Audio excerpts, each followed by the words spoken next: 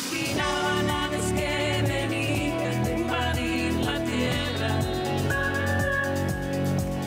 y deseaba secretamente. Es el concierto de fin de gira que Amaral ofreció hace 10 días en Zaragoza, en su ciudad. Hoy el grupo ha recibido una sorpresa, una razón más para despedir con alegría el año. El Gobierno de España le distingue con la Medalla de Oro al Mérito de las Bellas Artes 2021.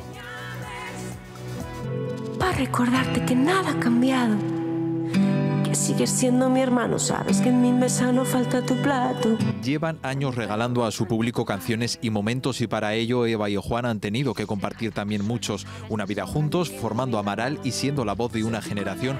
Todo se premia ahora con la Medalla de Oro al Mérito de las Bellas Artes. Tras esa medalla también está el apoyo del público, de los medios de comunicación y de toda la gente que ha hecho suyas nuestras canciones. Así que mil gracias a todos. El reconocimiento les llega aún con la resaca del concierto en Zaragoza de fin de gira de Salto al Color, su octavo álbum de estudio.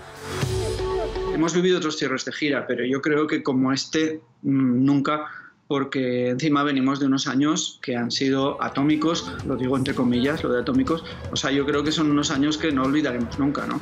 Ahora se apagan los focos y comienza un periodo de introspección, de intimidad para seguir creando, los dos mano a mano con sus guitarras. Consiste en dejarte llevar y en que salgan cosas que a lo mejor ni siquiera sabías que llevabas dentro, ¿no? Otras 30 personalidades e instituciones del mundo de la cultura han sido reconocidas con esta medalla, entre ellos el actor Javier Bardem, los directores Agustí Villaronga y Itziar Bollaín, el fotoperiodista Chema Conesa y el historietista Paco Roca.